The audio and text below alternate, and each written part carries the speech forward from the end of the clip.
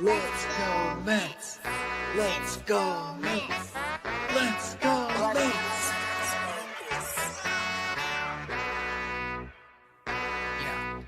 Yeah.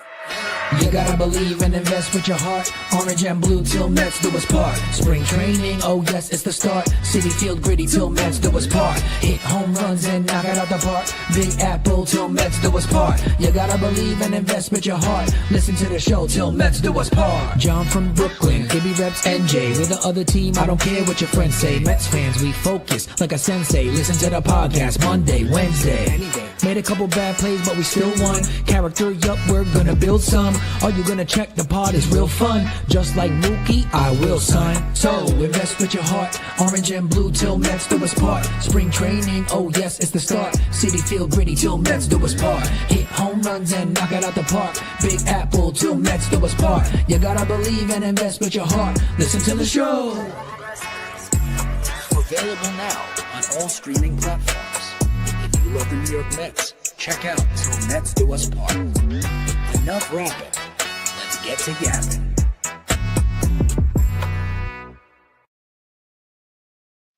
Yo, what's going on, everybody? Welcome into another episode of Til Mets Do Us Part. We are live on YouTube, live on Twitter, like we are each and every single week. John Saponaro out in North Hollywood, California, and that means my co-host, Matt Ibanez, and I promise we did not coordinate our outfits today, but this is as close, I think, as they have ever been. He is holding it down back in New Jersey. We have so much to talk about, just like last week, just like the week before, just like the week before that. It seems like each and every single time we go live to do this show, the tenor of the Mets season has changed. The vibe in the chat will have changed. The vibe of the fan base will have changed. And it seems like that has happened yet again. But before we get into any of that, Ibby, how you feeling, man? John, I am pumped up. As always, we know because it's Wednesday and, the red light's on. We're going to have some fun like we always do. But this week, I am amped up. Series with the Phillies, going for a sweep tonight. It's McLean Day. We got JONAH Tong promoted, which adds a whole nother layer to the show. Exciting times for Friday. I'm pumped up, man. I'm really excited. I just want to say real quick that last week I did have a poll running on the YouTube side that was asking people what they thought if this team could catch the Phils, and it was pretty much split leading towards the no. I ran the same poll again this week. I'm going to be tracking it throughout the show to see what people think as we have taken two from them so far, going for that sweep as we get closer and closer towards making this an actual fight. And the early returns so far are looking pretty good for the fans that are in here so far. 17 votes so far with yes at 89%. So we'll see what the rest of us think as we're going throughout. But all in all, I am excited. I think this is going to be a big show. Obviously, we want to get out of here before the start of a big game, like I just said with McLean on the bump against the Phils at home. So let's do it. Red lights on. Let's have some fun. Yeah, we can start right there. But before we do, we have about 50 folks in watching us live right now. Shout out to all of you. Do a quick roll call of the people who are in the comments. We got Chazin, a.k.a. the Hebrew Hammer. We have D. We have Chazin. Flink. I got stuff for you this week, baby. I got stuff for you, baby. I do. I do. Ethan KL is here. We have Gab is here as well. Welcome back, What's up, Gabrielle. We have Armand, Jeff Cohen, Douglas Barnes. Rael is back. Rael saying, hello, old friends. Welcome back to the show. Miss you, Ray. Miss you. Brad, Game for War. Josh, who I believe might be a new commenter, just saying Mets, and I respect that. I respect you. Welcome, Josh. We've got Nicholas saying hi. I think also a new viewer to the show. Welcome. What up, Nick? Chris Scopo, former guest on the show, is in the house as well. A lot of good commenters here. I'm sure the number will increase as I'm going along. We're already up to 71 eyes on us, and I don't think I have missed anybody else. We have Graphics Joker checking in. Joe, what up, over Joe? On Twitter, on X, good to saying see you, man. LGM. Nice to see that. So, Ibby, let's start right there with this sort of changing of the vibe of the Mets over the last week, what I teased in the open.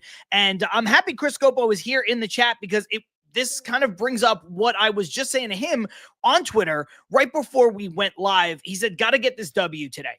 And I think it's in a situation where if the Mets don't get the win today and the sweep, I don't think the division is out of play. I just think that if they do get the win and they do get the sweep, the division now becomes very much alive. It's just a 4-game lead. They have 4 more games with the Phillies head-to-head in Philadelphia next month.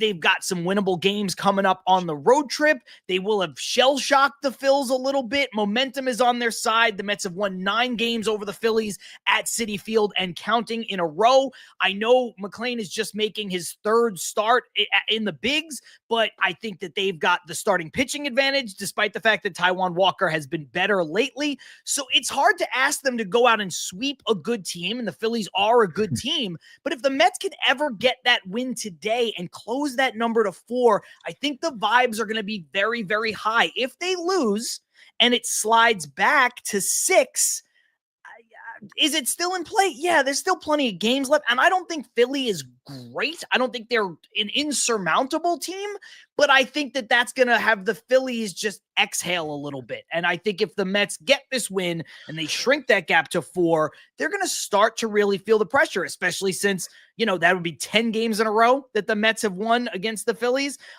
It'll be, the Mets knocking the Phillies out of the playoffs last year. I think the Phillies will kind of feel like we've got their number. And so it's a big win. It's a big game if they can get it. This game today, I think, is huge. And usually when we talk on the show about certain games and must wins and stuff like that, we usually tend to shy away from saying stuff like that because, again, nothing's truly must win unless, it's win and get in, stuff like that. But I think this game is big today. And I think everything you just said is proper about, shortening the lead that the Phils have. And I was saying this to TJ, who hasn't been in the chat lately, but has frequented our chat before, a good friend of mine. And I said to him, and he actually told me that he had said it to a friend today as well. The game last night, walking it off, I said it had vibes to me of a game, probably one of my favorite games I ever went to at Citi, which was in 2015, the Sunday night game against the Nats, where they had the 3 home runs. The place was electric, and it was the first time that I thought that Citi Field actually felt like home for the Mets. And last night was such a huge win. And even though that game in 2015 really put the Mets in front to a point where they were taking the division they never looked back. And this is kind of trying to play catch up. I still feel like something kind of changed last night, finally coming back in the 9th, winning a game on a walk-off.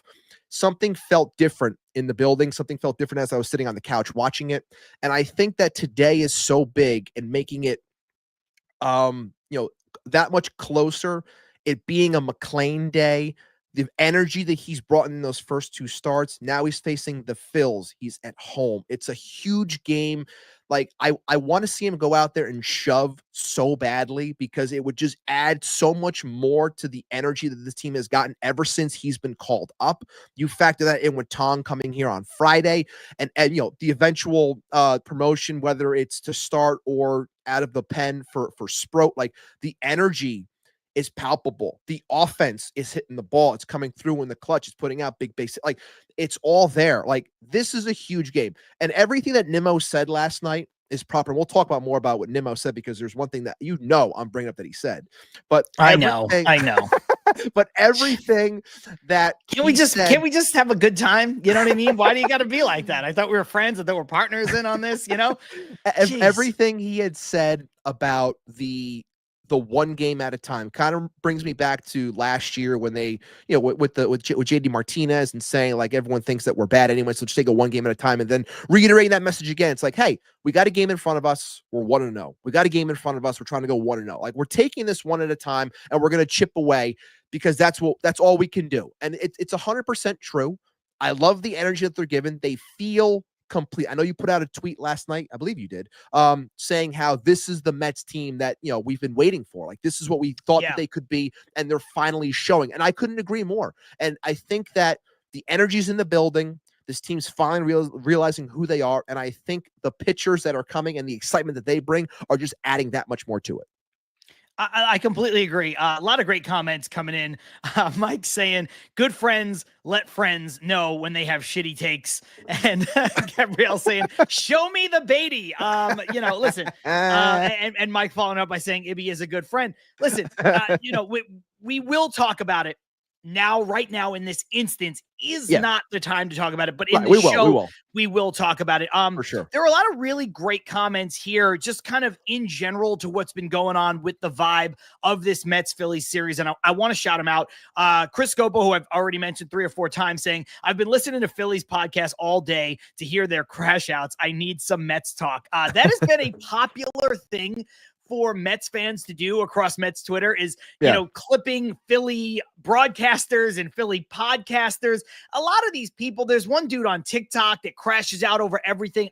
That's gotta be an act. There is no way. I don't even know his name, but he comes Tiny up on Tino, that guy. Yeah, I know. I don't know. Yeah, he's got like, it's just like whatever it is, it's the shittiest TikTok account I've ever seen. Like you just know it's not real. Like you just know it. Listen, I'm a guy who yells on this show, but I'm not just sitting here gonna yell for the sake of yelling, right? I'm not Sal Licata, so I'm not just gonna pretend to be mad and then get angry like Frank the Tank and these other idiots. So, and that's what I think that guy is and does. But anyway, we have Nick DeLuca saying we owe them a collapse. Yes, we fucking do.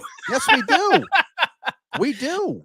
To that end, Jeff Cohen saying the Philly fans are going nuts on X. They are losing their minds. They absolutely are. Well, I will say one thing. I was just making. We did have, I forgot, I would shout him out. There was someone that was in our comments on our TikTok, and he was mentioning the Phils. And usually when someone mentions the Phils in our comments on TikTok, it's always like attacking, and it's always negative. It's always like, oh, you guys suck. You're not making the playoffs, this and that. And we still have that, and we combat them in a very kind way, if you will. But there was one guy who was very adamant, and this was like a week or 2 ago, where he was saying, like, I don't trust what the Phils are doing. The offense is very streaky. The pitching is very banged up. I'm very worried about, the tail end of the season here. And, we had a healthy, which is always nice, a healthy back and forth about it. But he was, basically saying everything that's been going on with the Phils lately. He kind of called it out. So there are, believe me, as frustrating as a lot of Phillies fans can be, there are some out there, limited, some that you can have a good conversation with. But I thought that was interesting that he hit the nail on the head with a lot of stuff.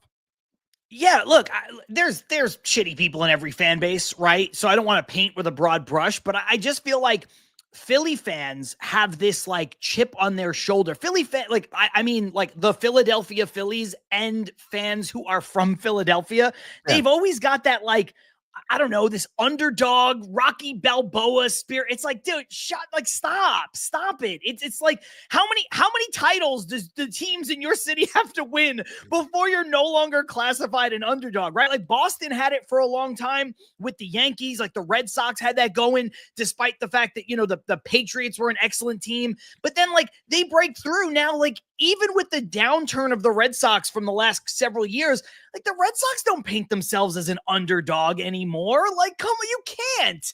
And the Phillies won their World Series. They've got stars all over their baseball team. Like, stop it with this nonsense. It's insane. We've got Mets Life here saying Mets are clearly in the Phillies' heads. I agree. Shout out Mets Life, who I believe also is a new commenter. Mets Life, Rashid. I think it's Rashid. So thank you for the follows. Okay. Yeah, it's thank you for the follows. And I saw you were on the field the other day. So shout out to you with your credentials and stuff. It's very cool. And I'm glad that we're finally connecting, and appreciate the follow. And I'm sure we'll hook up sometime in the future. Good stuff. Absolutely. Gabrielle saying we live in Bryce Harper's fucking walls. Yes, we do. And then if you follow me on Twitter, if you follow the show, Chrissy asking, where are the cowboy hats? I don't actually have one. And the one I had on today was my daughter. So I'm not going to be taking that again. So I'm sure she's playing with it now. I thought that one looked a bit small for you. A little small, but I thought it went good with the bit. I thought it was good for the bit. It was comedically small. I thought it was good. And also I just wanted to take this opportunity to shout out Chrissy because she retweeted the show half an hour or 40 minutes or so before we started. And we've got some new people in here, and maybe that's a result of that. If it is, appreciate it. I know Gab did as well. Appreciate it. I did not see that one. So thank the both of you. Thank everybody who spreads the word. Appreciate that 100%. This one from LeBron Iverson 10, new fan here, Cleveland fan, would trade my left kneecap to have Lindor on my baseball team again. Ibby, I will counter this trade offer with the right kneecap, not the left, and a new UCL for the thumb of Francisco Alvarez. Would you make that deal? I don't know if I don't know if I'm giving up Lindor, man. I don't know if I am. But thank you. What was it? LeBron Iverson. Like, thank you for being here. I appreciate the support. But yeah, I think we're gonna be keeping that guy Francisco. Like, love him too much. Love him too much. No, gonna go ahead and keep him as well. All jokes aside, but do appreciate the comment. I love the specificity of like somebody's like, I'm gonna give up my left kneecap. I like the right one. I will not part with that one. No deal. Ibby, when we look at tonight, okay, you know what? I didn't want to get ahead of myself, but I saw you just started this comment. I'm going to still bring it up. Let's jump to it, right? Yeah. We have Francisco El Capitan saying, in all honesty, do you guys think we will win this division? So I will just ask you the question. Do you think the Mets today on August 27th, with about 30-ish games left to play, will they win the division? It's such a definitive ask. Like, it's like yes or no. That's what makes it so tough. And we kind of talked about it last week to end the show. And I was like, of course. I was sorry to interrupt. I was gonna like soft go into it, but then like I saw you star the comment like right before I was gonna ask you like an easier question first. And it's like, screw it. Let's just get right into it. No, I think tonight tells a big story. If they can go in and they sweep it and it's down to 4, and then I believe with that, the Mets would then have the tiebreaker if they win tonight. I think that is correct. So it does. I think that's correct. Yeah. For everything I said before, the momentum, the vibes, blah, blah, blah, blah, blah, getting it down to 4 games instead of having to jump back up to 6. But if the Mets win today, they will lock in the season series, the victory in the season series over the Phillies, which then going into that 4-game set in Philadelphia in a couple weeks, now if you finish with the same record, you have the tiebreaker. So just get it done now, right? Like, you got to get it done now. I will stick with what I said 2 weeks ago. And that was, is it possible? Of course it is. I hated the fact that everyone 2 weeks ago automatically anointed them. Same thing I said then. And I feel that in order for this to happen, it all lies on the pitching, which is going to be so interesting in how they deploy and how they handle these young pitchers coming up and helping. Are they here to stay? I think McLean is, but is Tong going to be here to stay? How are they going to deploy Sproat once he gets here? Things of that nature. I think it's going to be more so in the bullpen, but again, very interesting, especially with Brosbon going down. I know they call someone up for today, but moving forward, I wouldn't be shocked if Sproat is working out of the pen. But all in all, the pitching is going to be the big part here. I think the offense is finally understanding who they are. I think guys are stepping up. So I love everything I'm seeing from the offense, especially with the offense with runners in scoring position. But I think that this team can do it. Obviously, it's so weird to say that I think that I don't want to say it hinges on tonight, but I really feel that if they show out and beat this team yet again at City, proving that this team, the Phils that is, struggle playing in New York, then you're going to have to go to Philly and obviously try to, potentially catch them or, play this back and forth game of the division. You know what? Because I love the vibes and what I'm feeling right now. I'm going to say yes. I think that they can. I do. I do. I do too. I thought it last week. Again, a shout out to Keith Diaz, who said a few days ago, maybe it was last week, the Phillies aren't that good. The Reds aren't that good. And to that point, and his point wasn't like, oh, the Mets are some powerhouse team, but it was just like, yeah, the Mets have been playing up and down all season, but like, we're not trying to catch last year's Dodgers here. Right. We're catching teams that are also flawed, teams that are beatable, teams that, in the case of the Reds, especially, like, the Reds don't really know how to win yet. Like, the Mets were in this position last year, a little bit earlier in the year where they hit their doldrums and they had to hit their stride. But like, the Mets played for every game meant so much. Every game in basically August and September were playoff games for the Mets, right up until the final series of the season, where they had the one game where they win the first one and then the second game really didn't matter. Right. But up until that point, they played playoff baseball for like 2.5 months. So the Phillies, maybe this is a new kind of vibe for the Mets, right? You asked me this in 2007, in 2008, like those Phillies teams had the Mets number, but right now, this iteration of the Phillies and this iteration of the Mets, the Phillies don't scare me regardless of the talent that they have on the field, and they are a talented team. And look, man, the Reds don't scare me at all. And I understand that's a different part of the conversation because you're talking about the wild card, but I just think that Keefe, when he said it, was so spot on. I believe the Mets can win the division. I'm going to keep the good vibes going on August 27th. I'm going to say they will win the division. I will feel super good about it, Ibby. I don't think it all hinges on tonight either way, but if they win tonight, I will feel very, very, very good about them winning the division. And just to bring up the wild card for a second here, not to hedge bets, Ibby, but if like the Mets are in the middle of this war with Philadelphia, right? And don't look now, but Dodgers are helping out the Mets by beating up on the Reds. And all of a sudden that wild card, I think it had shrunk down to like a half a game. Now it's up to 3.5 games, so the Mets are playing themselves into a spot where like, yeah, guys, we all want the division. We all want the bragging rights, but get in, man. Just get in. And you look at that wild card lead and it's starting to widen a bunch. And that's also good because it kind of doesn't matter in baseball right now. Just get into the dance.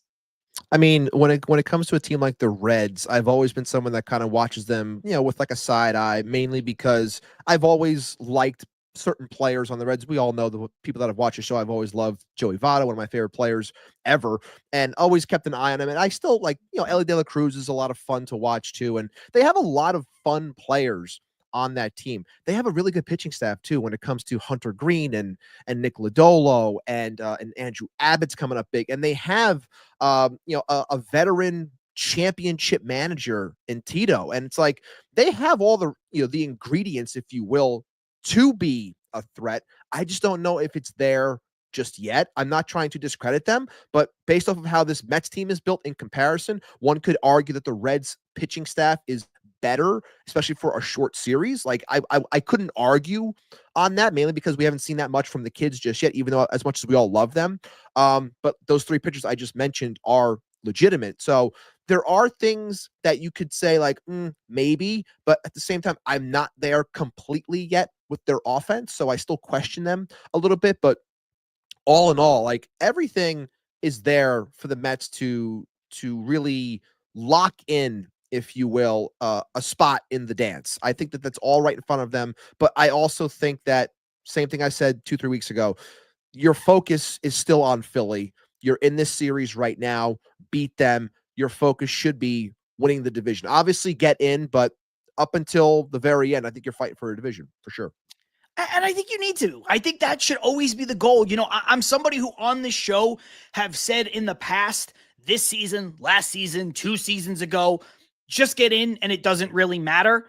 But your goal should always be to be as good as possible. And being as good as possible means winning your division. It means getting home field advantage. It means getting the those are the byproducts of being as good as possible. Last year's Mets were as good as possible once they had dug themselves in a hole, right? Like once they throw the glove into the stands and JD Martinez says, if nobody cares, nobody thinks we can do it, then all the pressure's off of us, right? Like that team had dug themselves so deep that they did play as good as they possibly could just to get in. And look at the run they were able to get on. So, that changes year to year. So, you want to be able to get in. That's the main goal, is to get into the postseason. Can't win a championship if you don't make the playoffs, and it's the most obvious thing of all time. But your focus should always be on being the best team possible. And this team on August 27th in 2025 can win the division, go out and beat the Phillies, and go out and win the damn division. So let's jump into the comments really quick. Couple really good ones. Gabrielle saying, John, I agree 100p. It is nice to agree with Gab. I just say that personally. She also says, Jesse is our playoff push. We know that.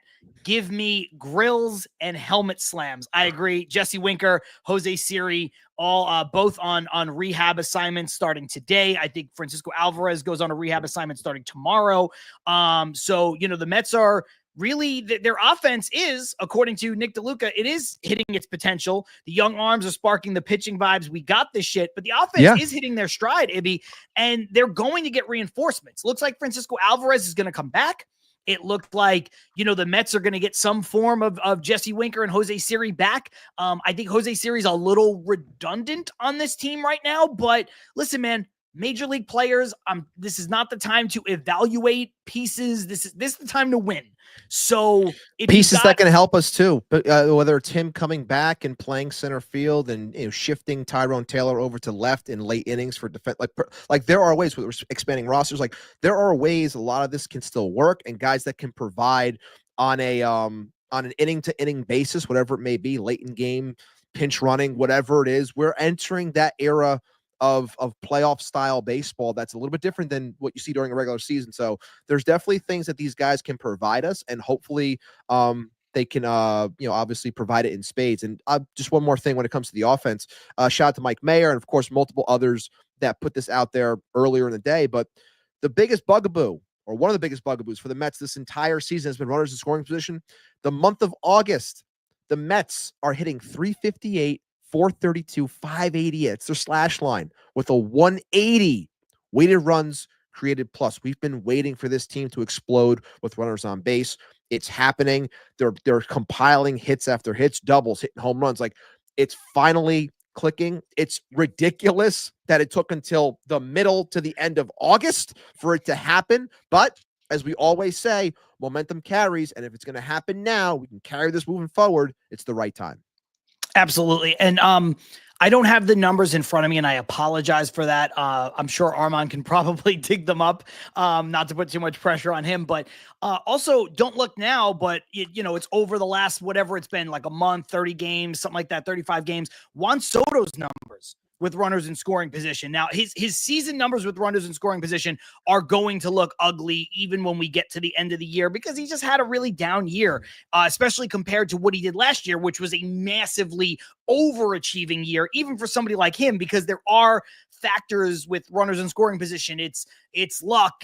There's a lot of other things that play into it. It's not just pure ability, right? But rough one last night too. Rough one last night. But you know what? To go from it was like, with the Yankees last year, it was like 380, something crazy, and now it's like 170. So that dramatic drop off is going to make all of your numbers look bad by comparison, because of how big that batting average with runners in scoring position gap has been. But over the last handful of games, it's been good, and I think it's something that he can definitely build on. And obviously Juan Soto's going to be fine. He's going to hit 40 home runs. He might steal 30 bases. Like, he's having a good season. I don't want to hear any slander on Soto, but just to that end, it's just like, you look at what he's been able to do. He's gotten some clutch hits. Would we like a little bit more?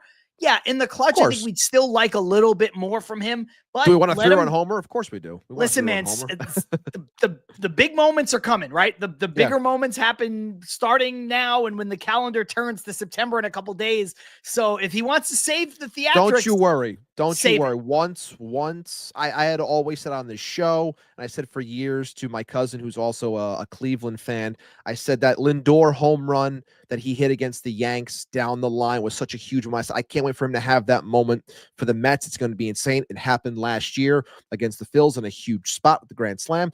Don't you worry. Juan Soto will hit that huge home run for this team this year in the playoffs. It's coming. Don't you worry. Armand doing the Lord's work here, saying during the last 30 days, approximately the July 28th to August 27th, Juan Soto has an on-base plus slugging OPS of 878 with runners in scoring position. So there you go.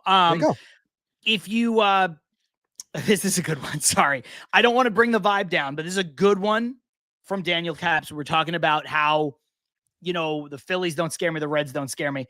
As a Mets fan, the Mets scare me. And I get it. I don't want to bring the vibes down, but that is fair. No, but it's a fair thing to say, because, like you said at the start of the show, like we come into episodes not knowing what the true vibe of the show is going to be, because things happen up to the very minute before we start, and things change. And did I expect us to have this tenor, coming into Game 3 against the Phillies and off the promotion of Jonah Tong, who's going to be starting out? Like, no, it changes everything. So it's a day-to-day thing, which is why I've always joked for the last 4 going on 5 years that this show will never be lacking content because there's always something with the Mets. So it's understandable to feel the way Daniel feels, because it's like, if you fear one thing, you fear the Mets. But that also says, like, you are your own worst enemy. Like, this team can win. This team can do things. It just has to realize that, and it's starting to finally come together.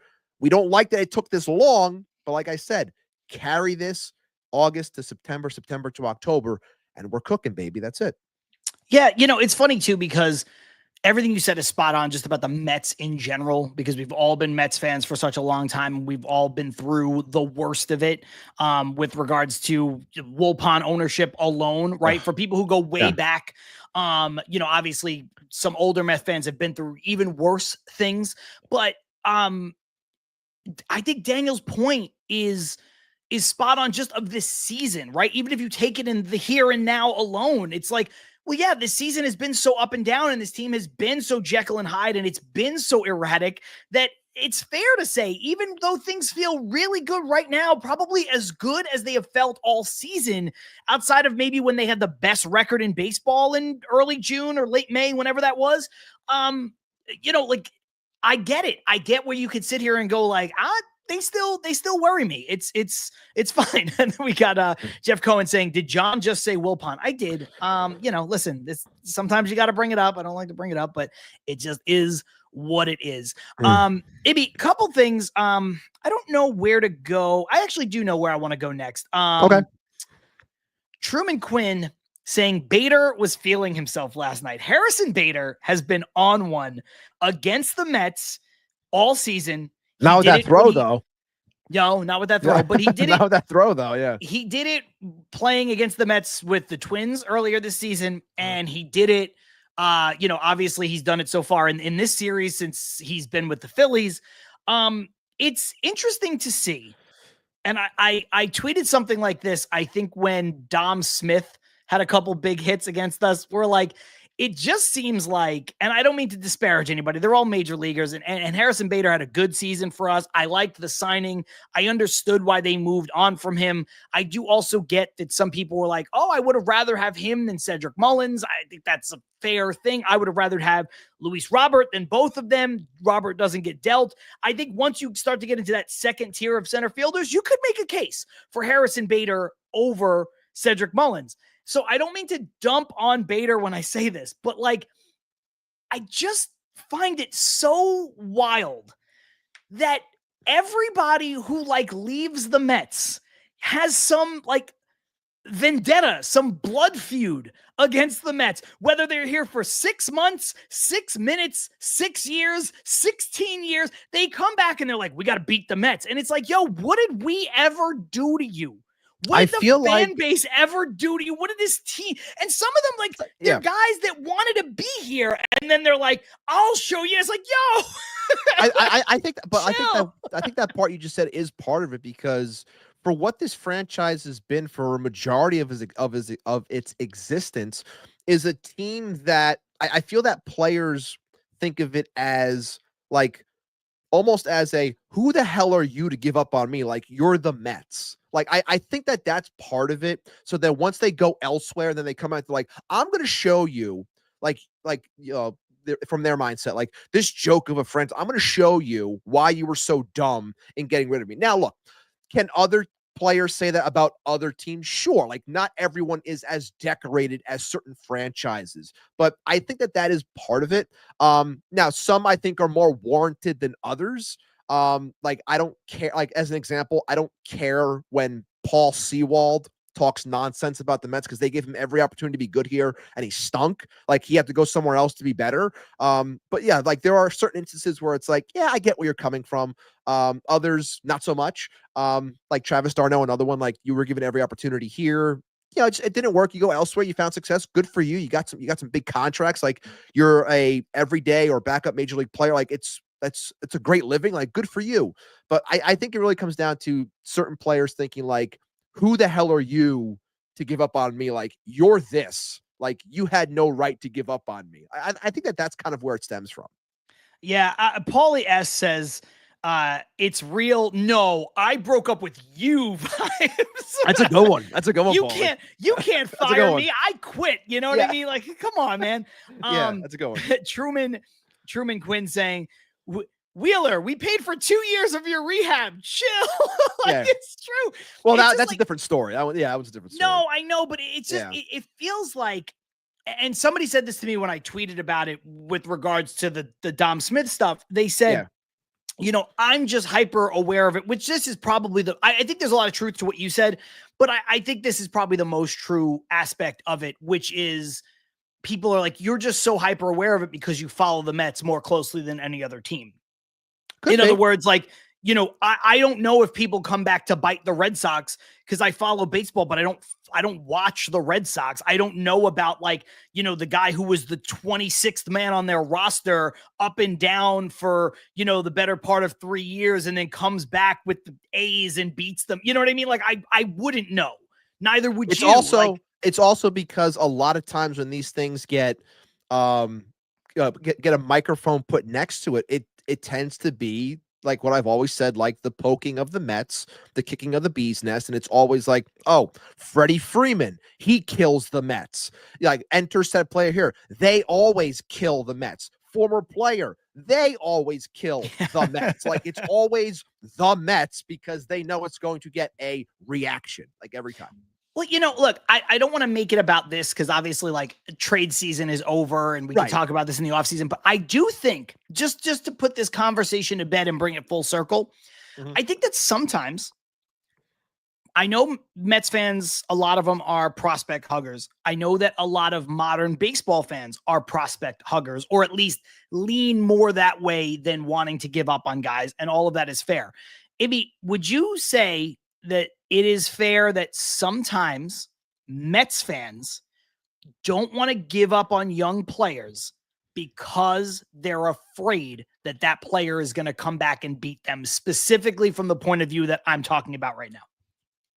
I think so. This guy was nothing here and then became something. I think they always feared that. I the think Justin Turner kind of thing, not the Daniel Murphy thing, who was like a very good Met. Nobody, I think, thought he was going to become. Does what PCA he became. fall into that for you? Does PCA fall into that? I think PCA is part of it, even though Met fans never really saw him unless you're like super locked into the minor leagues. But I think it's more so guys who were here in the majors. I think like the prospect that they give up on early, like PCA, is a tangent of that. I think it's a symptom of the same illness, but it's not exactly what I'm talking about. What I'm talking about is, you give up on Justin Turner, he becomes the borderline Hall of Fame player out here in Los Angeles, right? You give up on Travis d'Arnaud. Somebody said it, and it's too far back for me to actually find it while I'm trying to make this point. But, like Travis d'Arnaud goes from, being made of glass to being Superman. You know what I mean? Where it's just like, oh, it was Mr. Nobody. Here it is. You know what I mean? It's just like, man of glass to man of steel. Right. And it's just like, it's wild. It's wild that these things happen. And even guys who are still part-time players, like Dom Smith is like struggling for his major league life. And he's like, yo, let me get a big walk-off against the Mets real quick. Yeah. And the Mets did nothing wrong by Dom Smith. They gave him every opportunity in the world to be on this team, even though Pete Alonso was a clear star. No, it's definitely something that is said often. And it's always the first thing that comes out of someone's mouth once someone leaves this team and goes to, doesn't matter. It doesn't have to be in the division. I mean, obviously it's much louder if someone goes to the Braves or the Phils or the Nats, but really the second somebody signs elsewhere, they say that guy's going to come back, he's going to kill us. Like, and sure enough, it always happens. Like every single time without fail, enter said random player generated name here. They're going to come back here and they're going to really shove it. And they do every single time. And you're really after my heart here, Mr. Nobody, by saying still waiting for the revenge of Lasting's Millage, though. I thought that guy was gonna be a star. Listen, again, we don't need to get bogged down in the minutia, but it's like, I don't know, 2 decades before we started doing this show, right? With Lasting's Millage. I thought Lasting's Millage was going to be the prospect that finally broke through. You know, there was all the Alex Ochoa and all these guys. Oh, this is going to be the next guy. This guy's going to be the next guy. This guy's going to be the next guy of that era of like, we never quite had the prospect that really came through with this crazy, and obviously like David Wright and Jose Reyes, like they were homegrown Mets of that time. But I thought Millage was going to be a star. And I think this is Cope. But I also think that Lastings Millage was born like 10 years too early.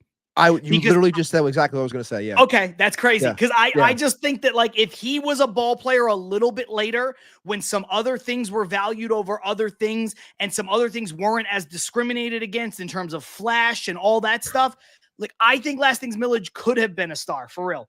What do you? Oh, I'm sorry. No, odds got me. Sorry. Odds got me cracking up. I thought my ex-wife was going to be my wife. I'm sorry. That really just made me crack up there.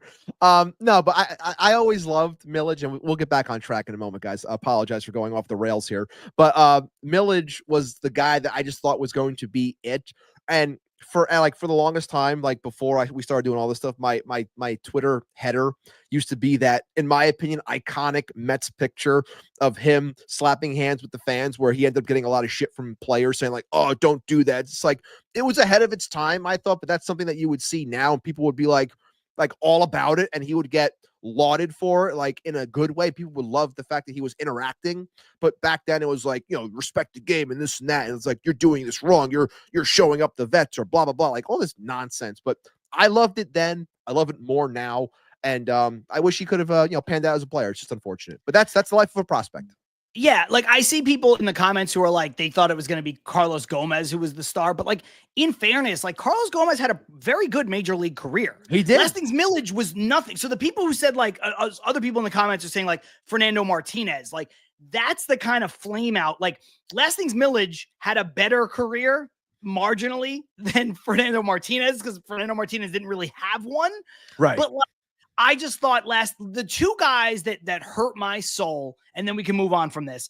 The two guys in my baseball fandom life, like when I was old enough to know about like what prospects are and like guys that I thought were going to be good, Lastings Millage was one. The other one, Ike Davis. I thought Ike Davis. I thought Ike was going to be the guy too. Yeah. Goddamn truth.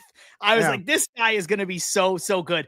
I just want to jump into the comments really quick for a couple of these they'll seem just out of place and very generic, but Mike says yes. Gabrielle says yes. Mr. Nobody says 100% in talking about this pathology of Mets fans who are worried about giving up on prospects because of the nature of them coming back to bite them later in their career. And I think the worst version of it for me is when it is a marginal player with the Mets that comes back to bite them, that doesn't become a superstar, if that makes sense. So like you look at a guy like Justin Turner, like Justin Turner beat everybody. Justin Turner, again, he was borderline Hall of Fame level if he put it up for a couple more years in what he did with the Dodgers. Like he had monster seasons. He was hitting everyone. Yeah, he beat up on the Mets a little bit, but he became a star. That is frustrating, but it's like, okay, that guy beats everybody.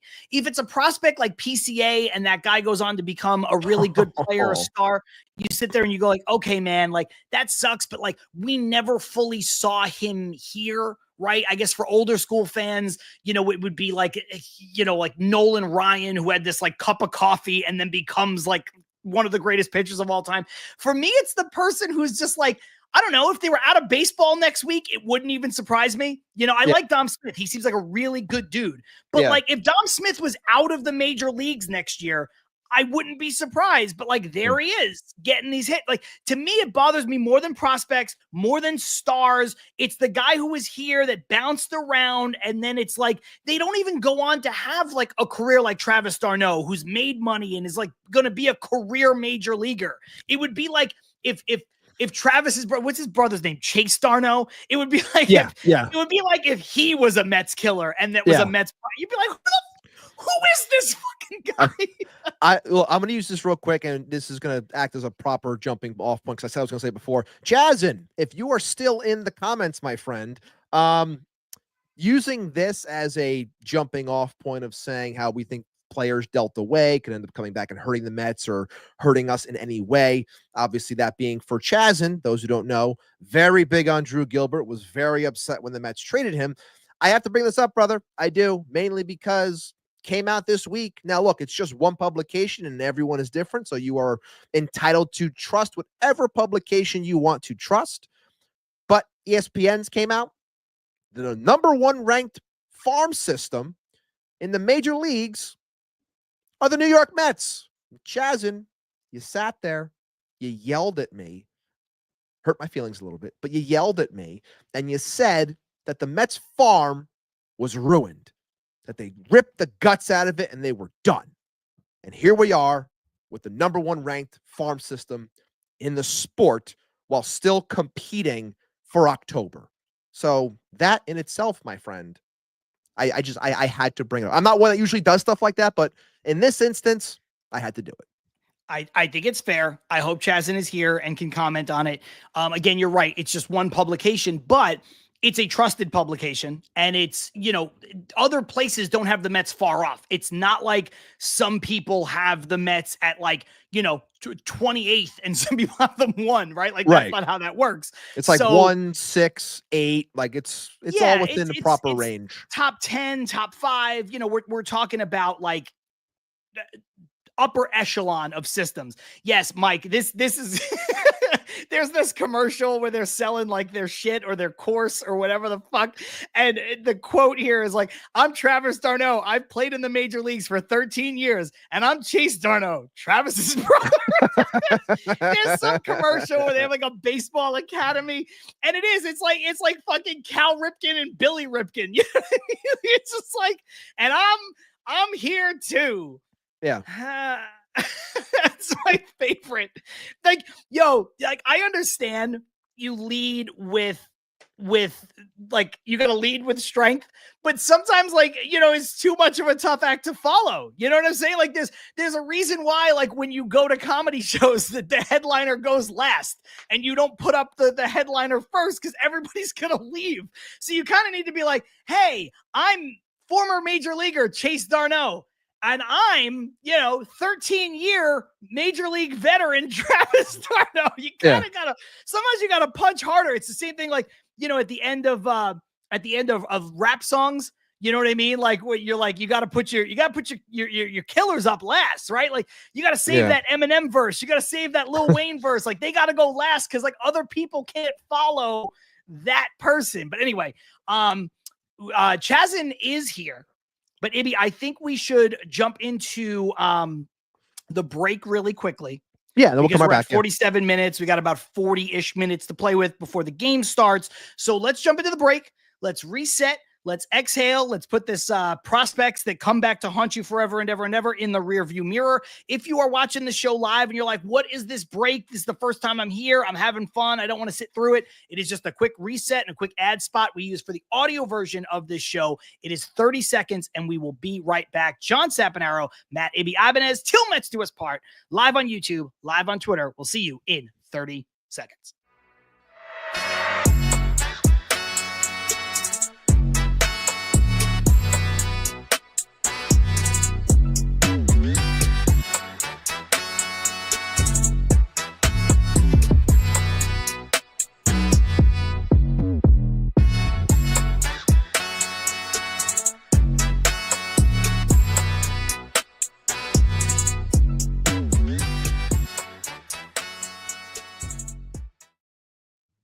Yo, just like that, we are back with Til Mets Do Us Part, live on YouTube, live on Twitter, like we are each and every single week. We got some new viewers here today. We got 200 folks watching us live. We appreciate each and every single one of you who take time out of your week to join us here in the live show.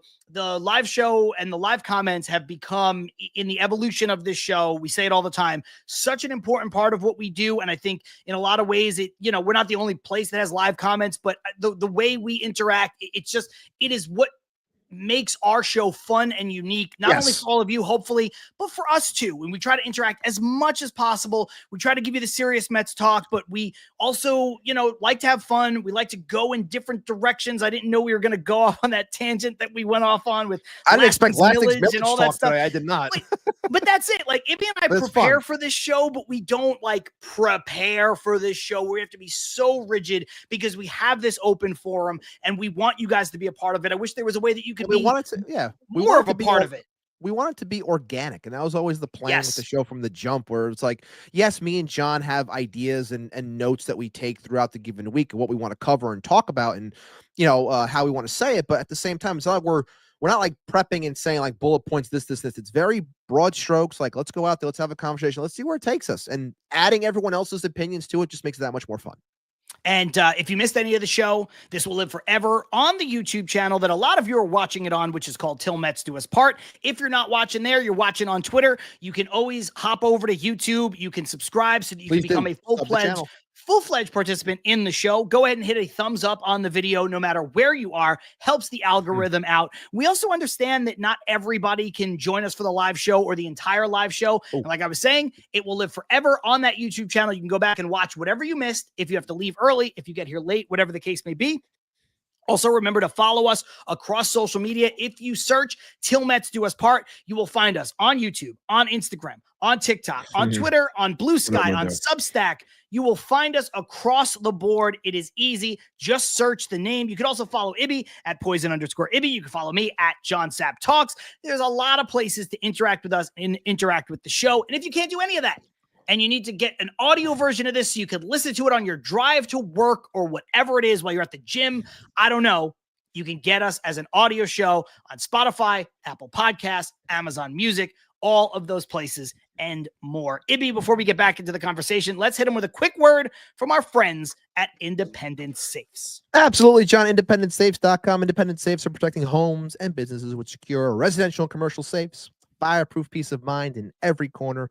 Visit IndependentSafes.com today for security that stands strong. And look, we know what segment usually follows next. And if I'm being honest here, excuse me, I didn't plan on putting somebody in the safe because the vibes were so high, but something happened prior to the start of this show, and it really put me in a mood. So I'm going to have to throw away the key on something. And what I'm throwing away the key on is old gimmicks. That's right, old gimmicks. We look back on our team and some stuff that everyone always says, Mets are very gimmicky, this and that. It's like Grimace and the Rally Pimp and all these different things that happened with our team last year.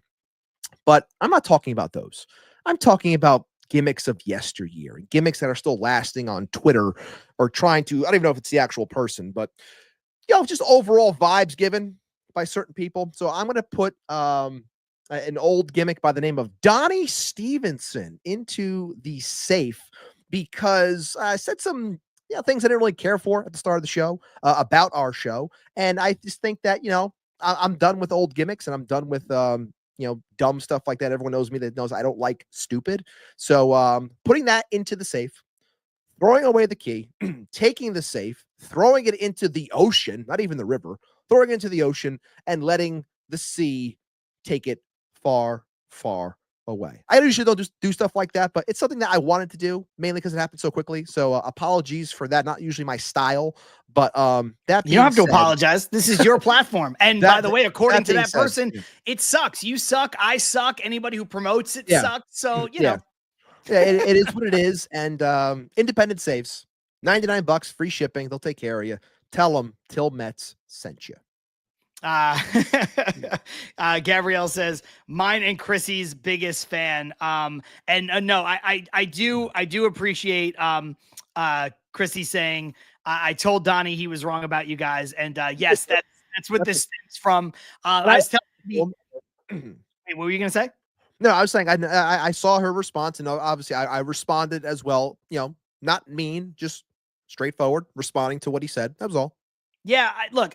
I said something. I found out through that comment or through another comment that I was no longer blocked by Donnie Stevenson. We used to have these great interactions. Sometimes we agreed, sometimes we didn't agree. I don't know who's actually behind that page. I assume it's a dude just based on, I just assume it's a dude. Let's put it that way. And so I'm not surprised that they get the way that they get sometimes. And I hate even giving them this much time on the show. Me but too. Me too. I will say this. There was a time a couple weeks ago where he had said something to me and I was like, listen, man, I'm not playing that disrespect stuff. Like, don't do that. And he was like, said the same thing. Oh, all you shitty podcasters, go eat shit, blah, blah, blah, blah, blah. And then he blocked me. And it's like, listen, man, you say what you want, dude. I don't know. You hide behind an anonymous profile on Twitter. I just don't have any respect for people who do that and try to like come at people. At least say it with your face, say it with your name, put your opinion, like say it with your chest. Say it with your chest. Say it with your chest. Like put your, especially if you're going to do that. Like I understand. I said it last week. What I do is not for a lot of people, but I don't hide from it. I don't hide from it. So if you're going to say things, whether it's real, whether it's mean, whether you're saying it just to needle people, all things that people have said about me and things that I do, I'll own it. But you can find me. You know where I'm at. You know, you can come on this show and disagree with me. You know, you could disagree with me in the comment. Like it is what it is.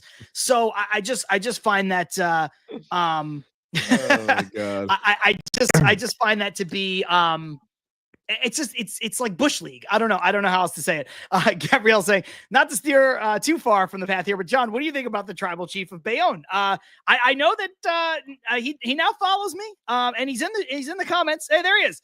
There he is. Nick DeLuca. Actually, yeah, I gotta be honest.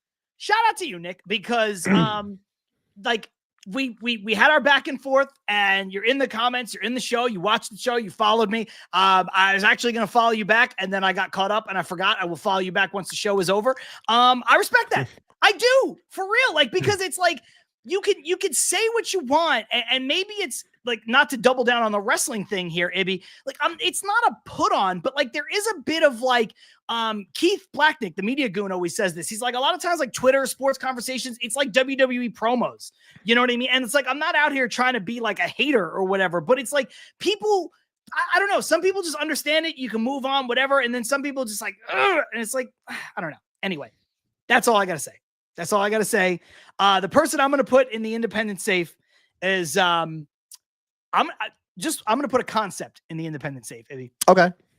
I am going to put the Hell's Bells intro for Ryan Helsley in the independent. That's a good one. That's a good one. You cannot come out to a song with a light show when you've given up 10 million fucking runs since you've been here for 2.5 weeks. You pitch in the 6th inning, you pitch in the 4th inning of a blowout game. And Ryan Helsley, I wanted him so much. I think he's got great stuff. Hopefully he turns it around. Fortunately, the Mets have Soto and they have Rayleigh and they have Rogers, who can all pitch in the 8th inning and be setup guys, even Reed Garrett to a lesser extent. Like, they have other options they can go to, but man, you cannot be Hell's Bells coming out here and getting bombed and giving up moonshot home runs. We need him to be Vader. Hell's Bells. Like, if this team, like, you could talk about how he's been inefficient, and he has been, and he's just not, it's not working for some guys. It's hard being the setup man as opposed to the closer, changing adrenaline, changing routine, all these things. You got to go out there. You have to, do the job. And this is what your job is now. And it's what you're in. And look, I want the guy to succeed. You want him to, everybody, like, this guy has the talent, but again, you can throw 104 miles an hour all you want. If you're leaving it there on a tee, these guys are going to send it over the fence at 110. So he's got to get his sequencing down. He has to get better at hitting his spots. He's got, like, right now, he has zero feel. And when you watch him on the mound, you can tell that he looks uncomfortable, that he doesn't have a feel for any of this stuff at the moment. And you hope that it gets better, because I truly think that if this team wants to go far, I think he needs to be a big part of it. So I understand wanting to put him in the safe right now, because it's not pretty, but I hope that moving forward, the Hell's Bells theme can get back some of its luster that it deserves, because he's actually pitching well. Yeah, that's why I'm not putting him in the safe, because we need him. We Yeah. need this guy to be a part of this bullpen in a big way, but I'm putting the entrance in the safe, throwing away the key. It's fair. Until he bounces back, and we need to see that bounce back, to your point. Because, again, while we have other options to go to in the 8th inning, he just needs to be better than what he's been. He absolutely does. For sure. It's so disappointing to see what this has been. And you know what? Just really quick, I don't want to spend too much time on Ryan Helsley because the vibes are good. But we talked about this a lot going into last season when we talked about Luis Severino and we talked about tipping pitches, because we talked about a conversation you and I had that offseason. So not last offseason, but the offseason before it, with a former pitcher and a former hitter, who both said, coming from the Yankees over to the Mets, they were like, there's no way that Severino is not tipping his pitches, because he had that 6.65 ERA. They're like, his fastball is still incredibly electric. His breaking stuff still had a lot of life in it. You can't pitch to a 6.65 ERA with that kind of ability. And, I know they talked about on the broadcast 2 nights ago, Ronnie did a real great deep dive, Ron Darling, about Helsley potentially tipping his pitches, saying that he felt like he was tipping his pitches and he knows what he needs to do, but how it's easier to fix it in the bullpen. And when you're working on the side, when you get in the game and it's the heat of competition and you kind of just go back to what you've always done and it's muscle memory and you slip back. And the other thing that Ronnie added to it, which I thought was so astute, was that, now you're also like, oh, I can't tip my pitch. And am I tipping my pitch? And I'm not going to tip my pitch. And all of that going on in your mind.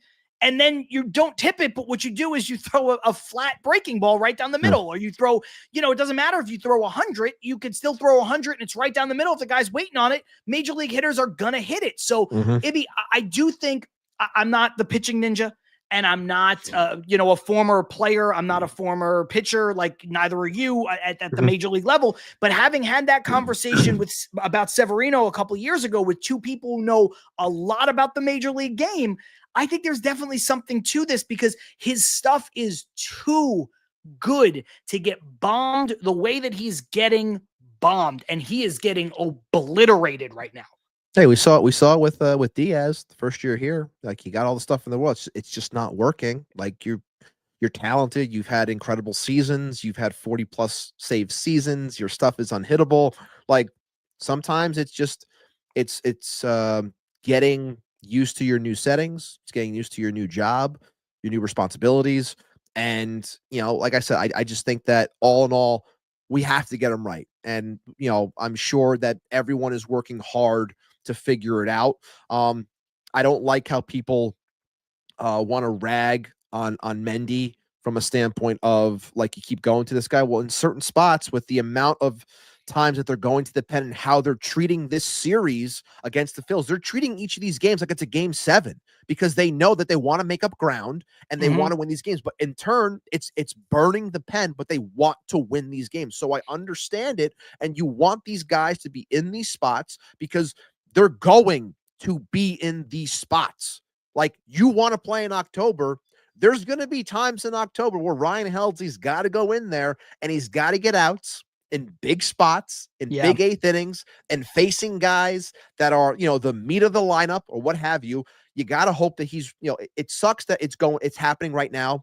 He's got to work through it. You got to get him right. And hopefully, whether it's the stuff with the lab, whatever they're offering and all the data, and Mendy and Hefner, like all of them, hopefully it gets right, because we need this guy. Need him. Well, and you know what? You're right, because even if he finds himself out of high leverage, out of the circle of trust, whatever, version of the expression you want to use, right? Like, the Mets plan is to play in October. Right now, they're in a position to play in October. They're in a playoff spot.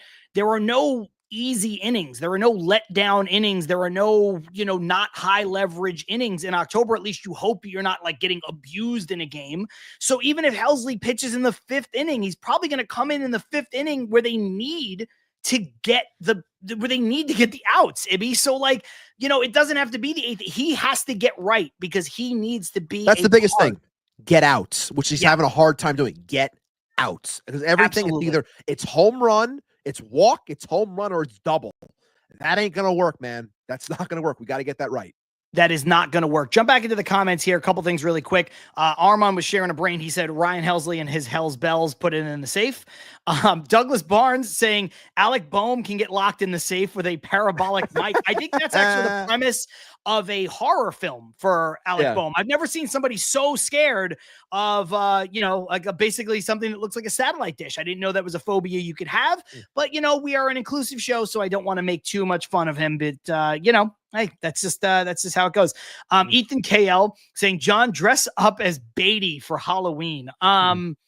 It'd be maybe if like Beatty is the, I don't know, like the NLCS MVP. Maybe that's something I'm willing to do, but I have to shave and I don't really want to shave for that. Let me think about it. Let me think about it. I think it is funny. I think there is something about, that's kind of maybe. Gabrielle saying it's the fingernails. He's got to cut his fingernails in the toilet, not in the garbage can, talking about Helsley.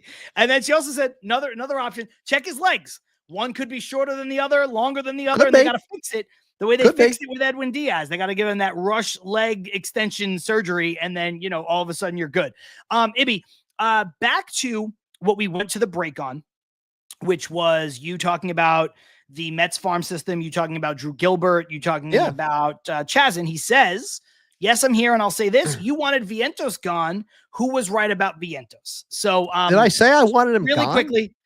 We both said that we would have traded Vientos, but neither one of us said we wanted Vientos gone. I think the sentiment across baseball was that the Mets had a lot of infielders that they could have traded in the right deal. And we were okay with trading Vientos. You were okay with trading Beatty, who you like better than me. I was okay with trading Ronnie Mauricio, who I like better than you. There were people that we were okay with trading. We didn't want to get rid of Vientos. That is a extreme stretch. But it's Chazin is here, and that was the reply. Well, I'm glad that you're here. I appreciate it. But yeah, when it came to stuff like that, I think that it's always the timing too. I'm happy that Mark is here and he's performing, and finally, it's the player that we've been wanting to see. Took longer than we had hoped. Working through said sophomore slump, the consistent playing time is there. He's earned it, and he should be playing every day. He's hitting in the middle of the lineup, and it seems as though you want this guy to get really right, put him against the Phils in a big spot, and he's coming up clutch, which is what we want because we need that in October, obviously. But yeah, I mean, I'm glad Mark is here. I'm glad he's performing. So shout out to you for never wavering on that. I apologize on that end because I was wrong with wanting or putting it out there that he should be a potential trade. But I know you're the big Vientos guy, Chazin. So shout out to you for staying true, as all of us do when it comes to players that we like. Okay. I'm sorry. These are two hilarious comments back to back from two people who are just, they're always killing it. Odd Villain says, shit, if Beatty's the World Series MVP, I'll do whiteface. Jesus Christ. Odd, you're on vacation with, oh my God, that's so fucking funny. And not to be outdone, Gabrielle said, I'll post ass if John is Beatty for Halloween. I'm sorry. The two of you are so goddamn funny. Those are my God. Two just great comments. So fucking funny. My God. Oh, so good. I mean, if they're willing to put that stuff on the line, I might have to be willing to shave my beard and be Beatty for Halloween. I'm just saying. Oh my God. Ibby, really quick. A lot of people are saying this. Truman said it earlier. Swaggy V is back. Mark Vientos.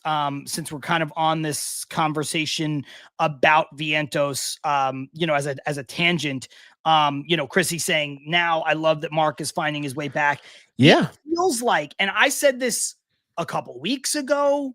He was showing signs. He wasn't getting all the starts because they were still trying to figure out the Beatty, Mauricio, Vientos. And then people were like, he's hitting. Why hasn't he played in 3 straight games? They're trying to figure out the machinations. Now, when you look at the lineup, the Mets are doing everything to get their hottest hitters. You're right. They're treating it like a game 7. McNeil is back in center field instead of Mullins because they need to have McNeil in the lineup. Vientos is playing third base. They need to have Vientos in the lineup. Beatty is playing second base. They want to have Beatty in the lineup. Marte needs to be in the lineup every day at DH. So they are making sure that their hottest hitters are here. But I want to talk about Vientos because he looks all the way back. These are not cheapies. He's got a bunch of home runs. He is going the other way with authority over and over again for base hits, for extra base hits, for home runs. He is doing his thing, and it is very impressive. Last 10 games for Mark Vientos, 342 average, a 1223 OPS, 5 home runs, 13 RBIs. Guy is finding it, and we need that type of production to go along with what we're getting from the top 4 guys as well. Adds depth to the lineup, makes it that much harder for pitchers, makes it that much more interesting for the playoffs. Like, all of those things matter. So I'm very happy that Mark is finding his stride, because when he is going, it's big and great for this team. I mean, he was going into the season a major part of this team, right? Like, people hoped you could get something out of Beatty. People hoped that Alvarez was going to rebound to his rookie season. But Ibby, I don't think it's crazy to say that, like, people weren't really hoping on Vientos. They thought Vientos was there last year. Like, that was the coming out party, and he had arrived. And maybe, you have a little bit of a sophomore slump, but he played himself out of a starting position. And not just starting at third base, where it's like, okay, he's not the best defensive player of him or Beatty or Mauricio. He played himself out of the lineup, where they were like, look, you can't even hit on this team, and we have to rely on Marte, and Winker isn't even here to DH, and you still can't get in this lineup because you are atrocious. I don't think anybody saw that kind of fall from grace. And over the past month, he has looked like the Mark Vientos that we had all season last year. I'm gonna jump off on a quick tangent here, because I saw you starred. I've been starring this person's comments, but I didn't want to make it all about me, but now I have to. Elle saying, "Hey John, why do you ignore me on Twitter?" And then in all caps, "John, why are you ignoring me?" I'm assuming here in these comments. Yes. And then, "Are you scared?" And then said, "Ibby, help me. John keeps ignoring my question." I am unaware of any ignoring that I'm doing on Twitter. I don't think anybody has ever accused me of ignoring anything on Twitter. Go ask Donnie Stevenson. Go ask fucking Hector in Washington Heights if I ignore people on Twitter. John ignores very little. Ask Nick in the comments. If I ignore people on Twitter. I do not. So this is news to me. Just, I wanted to get it out there, because I didn't want her to keep asking why I'm ignoring. I don't think I'm ignoring. Don't worry, Al. Moving forward, he will make sure he responds to anything that you happen to say. But look, to get everything back on track, because we are running low on time, because this, first pitch is almost here. We got to talk about what's going on Friday. We were talking about the minors before. A huge, huge promotion is happening on Friday. We are going to see our coveted top flight prospect, JONAH Tong, making his way to this team. And look, a meteoric rise throughout the minors. 3 weeks ago, he was pitching in Double-A, 2 starts in Triple-A. The guy has a 10-5 record, 179 strikeouts to a 1.4 ERA in 113 innings pitched. Like, it's incredible. It's special. One could argue in baseball from a pitching standpoint, especially from the right-hand side, when you factor in. Hopefully I'm back. But all in all, like, Mets fans should be excited, because this is David Stearns saying to you what I have been saying that he needs to do, which he has for the most part. And that is, when it's crunch time and it's time to go, the best players are going to be here. And I'm sorry, if you are a pitcher in this system, I don't care what level it's at, and you are getting 21 swing and misses in a start, you deserve to be at the big league level. To equate it to the levels that I coach at, that is a freshman, showing out on the freshman team, the varsity coach seeing it and saying, "Pierre, he's pitching for us now." Like, that's what this is. And I'm pumped up that he's going to be here. I can't wait to watch him on Friday. I will be seated, as all of you will be. If you're going to the game, make sure you're cheering loud. It's going to be huge. I'm sure the place is going to be sold out. But all in all, big time promotion, big time vibes, and it's just going to continue to feed the overall good feeling this team has at the moment. Absolutely. Douglas Barnes a while ago said, McLean tonight, Tong Friday, so freaking stoked. I think that's a very simple way to put it that I think speaks for everybody. Edward Wall saying it took long enough, but finally we have McLean and Tong up in the show. Things are looking up. LFGM, Carson, who's usually in our comments, Carson over at Mets Weekly. Shout out to Mets Weekly. He said it's really amazing that, Jonah Tong at 22 years old goes through 4 levels of the minor leagues in a season to get to the bigs. That is, that's elite stuff. I know there's people in the comments calling him Lincecum 2.0, and he has been. Like, that's what he looks like. That's what he looks like Lincecum kind of in every way, like minus the long hair.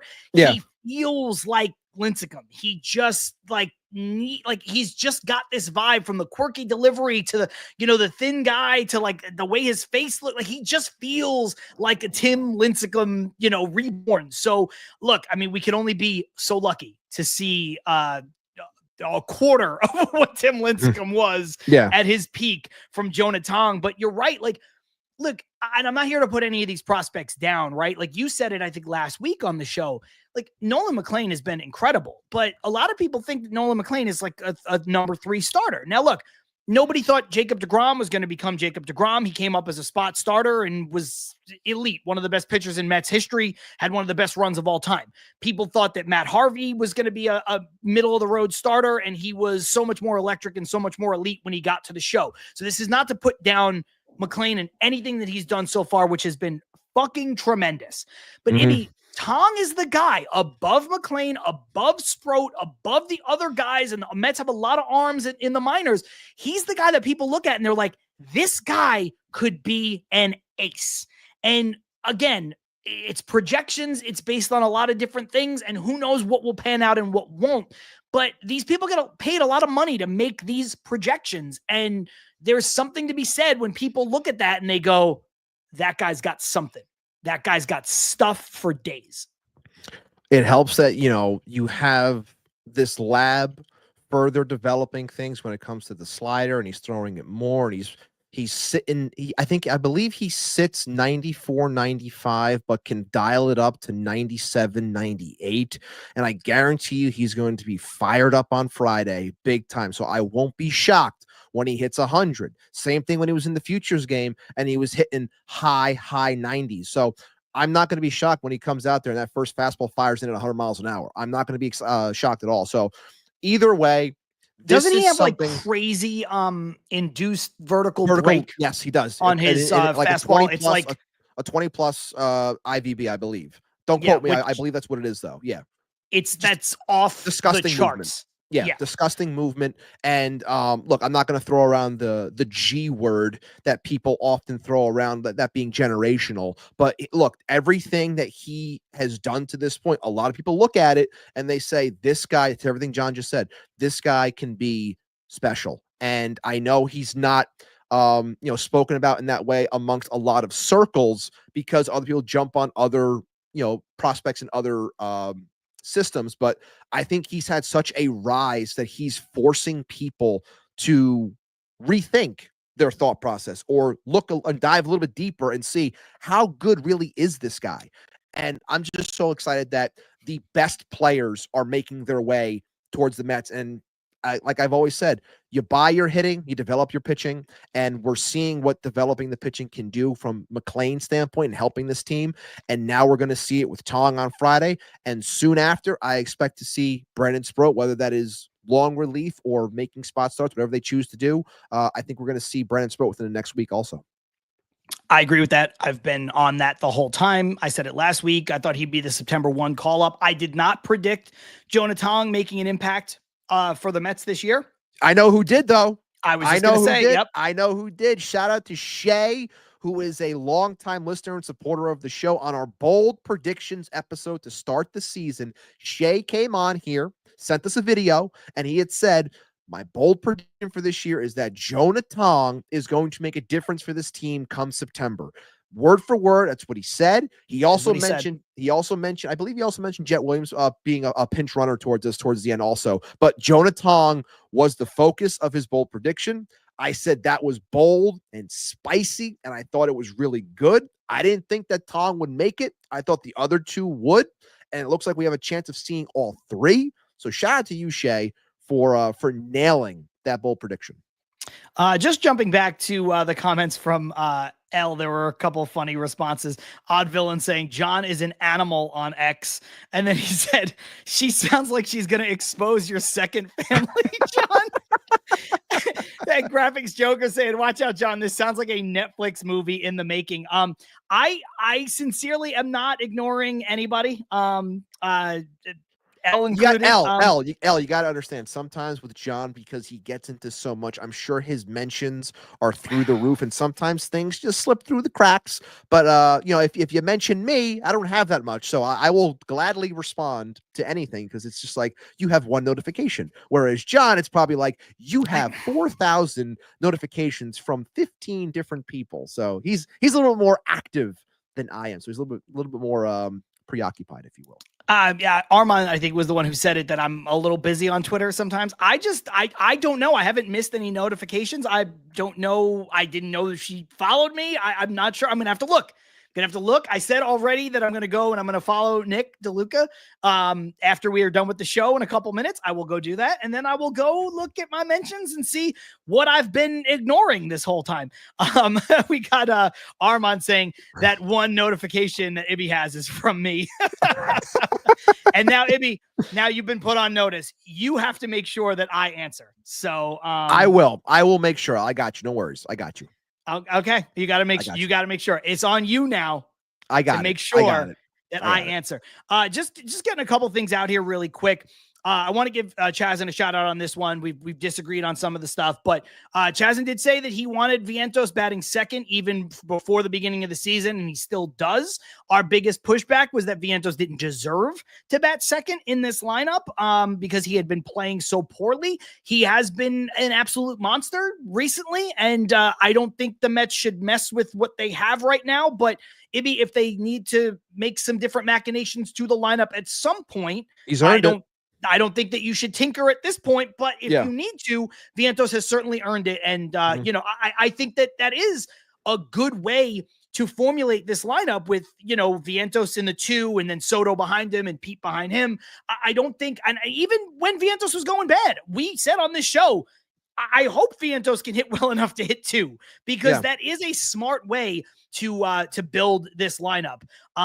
Armand, Francisco Alvarez rips a double in his first rehab at bat in his rehab assignment in AAA. So there you go. Okay, Francisco Alvarez. All right. That's going to be a double. Okay, that's a good sign. All right. Okay. We're not going to do play-by-play on this show, folks. Okay, but he goes into second base standing with a double. Okay. So I can't help it. I have to do my shitty Mike Francesa. Ibby, okay, before we get out of here, we got about 5. What time is the game? 7:10 or 7:05? I always assume 7:05, but okay. If it's 7:10, yeah. Graphics Joker saying, I'm glad that they aren't putting Tong in the bullpen. I agree. They need starters. It makes more sense there. So here's what we'll get out of here on. Last thing. Question is, predict Jonah Tong's debut stat line on Friday night. What do you think, Ibby? This is from Francisco El Capitan, by the way. I'm going to say he has 5 innings pitched. He has 3 hits given up, 1 run given up, 9 strikeouts. 5 innings, 3 hits, 1 run, 9 strikeouts. Correct. That's a pretty good one. Brad saying 5 innings, 6 strikeouts. I'm going to stay, Joe, this is not fair, honestly, saying I don't like to predict because I'm afraid of jinxes. Again, it's the Mets, like, who hurt you, but we the Mets, know. it's ball It's player, the Mets, it's all they hurt things like you. that, yeah. Armand saying 5 innings pitched, 4 hits, 2 runs, 3 walks, 8 Ks. Okay. Nick DeLuca, 6 innings, 7 Ks. I am going to go 7 innings, Chazin, 7 innings, 1 hit, no runs, 1 walk. The biggest thing real quick with Jonah is sometimes, and I question this a little bit, as pumped up as I am, is sometimes he can lose the plate. And that's where, his walks have been the biggest thing for him when it comes to what many people thought like was his, detriment of his entire arsenal, if you will, of his entire profiles, that he walks guys. But that was the thing for Nolan as well. And he's kind of, done well since being up here. Granted, it's only 2 starts, but I think that's why I'm leaning more towards like the 5 innings, because I wonder if the walks could be a potential issue if that adrenaline's too much. But either way, that's the one thing where I think I'm a little bit hesitant on the innings portion of it. I am going to go with what you said and what a lot of people said in the comments. I think 5 innings.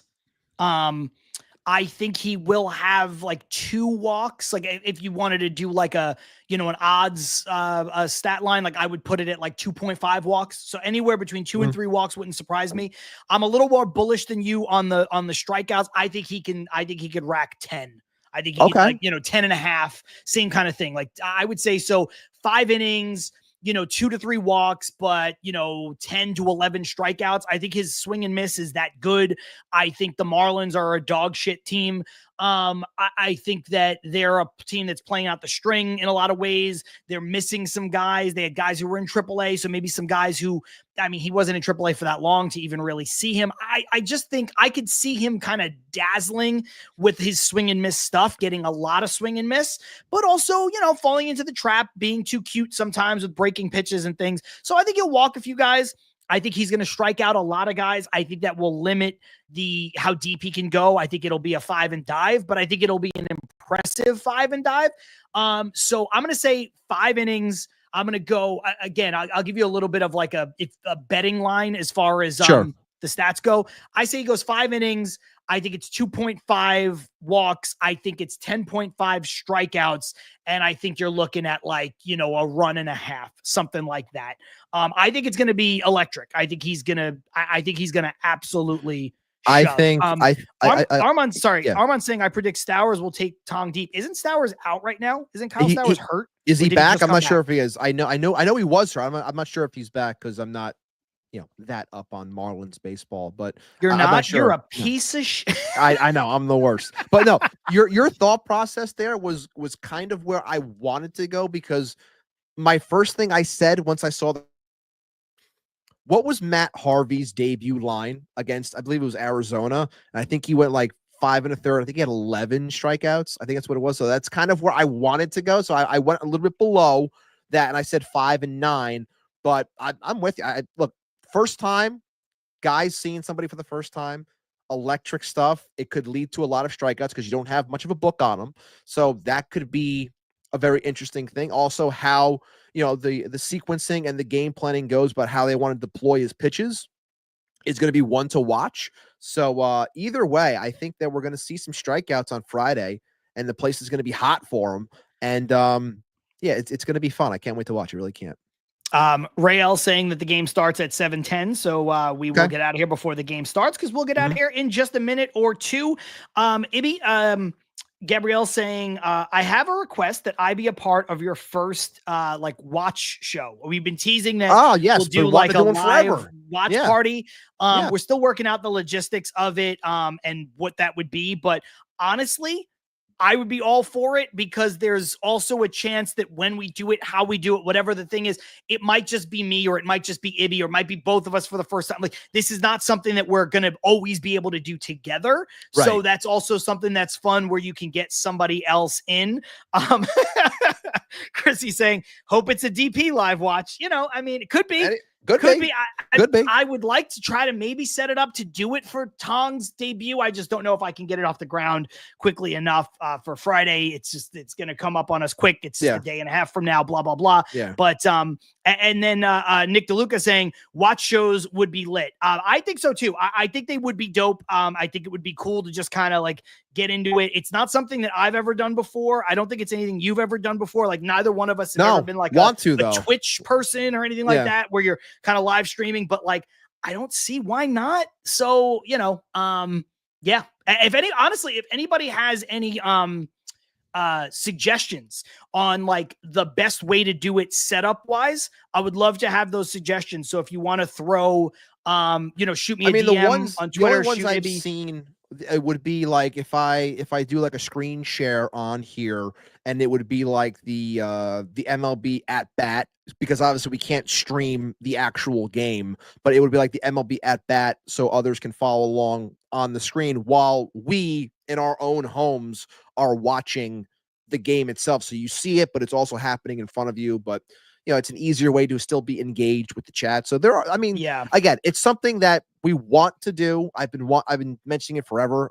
It's tough to find time. But with the differences with schedules with me and John and stuff like that. But it's going to happen. I know it will, and I'm excited to do it because I think it could be a lot of fun.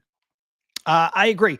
And so, yeah, shoot us a DM if you have any suggestions. If you guys do like watch other people doing other live stream watch stuff, whether it's play video games or whatever the hell, we just kind of want to get a sense is to make sure that we're doing like the most engaging thing. There's a lot of trial and error, of course, whenever you're making stuff for the first time, but any information that you can give to us that helps us get a leg up on it, that we can do the best thing right out of the gate, as Ibby disappeared. And here he comes. But yeah. All of that stuff would be super, super helpful. There is something. Subscribe on Substack also, because I think that's probably where we'll do the watch parties. What were you going to say? The thing that I keep on forgetting that I want to do, guys, I've been hinting at this for a while, and I'm going to try to get it off the ground hopefully this week. Giveaway. I have a giveaway that I want to do. I will put out rules for said giveaway and how we're going to try and engage people on here. We're going to do a live wheel spin to give away a fantastic piece of Mets memorabilia. I wish I could say exactly what this is in terms of like what like this item is. Save it. Let's do it next week. Let's show it next week. Let's show it next week. Let's show it next week. A huge tease. That's a huge tease. Well, listen, it's tease. The Mets are going to come on in 1 minute, and I will use this as the last comment and our sign off. I'm John. That's Ibby. This is Til Mets Do Us Part. Okay, yay, Mets, love you. Bye. XOXO. I think that's a perfect way to end the show. This has been a ton of fun. Let's watch Nolan McLean go do his thing. We will try to engage more on Blue Sky. Thank you, Rael, for being on top of that. Try to engage all of the places, but thank you for being back in the show. Again, I'm John. That's Ibby. Okay, yay, Mets, love you. Bye. XOXO. See you next week. Peace.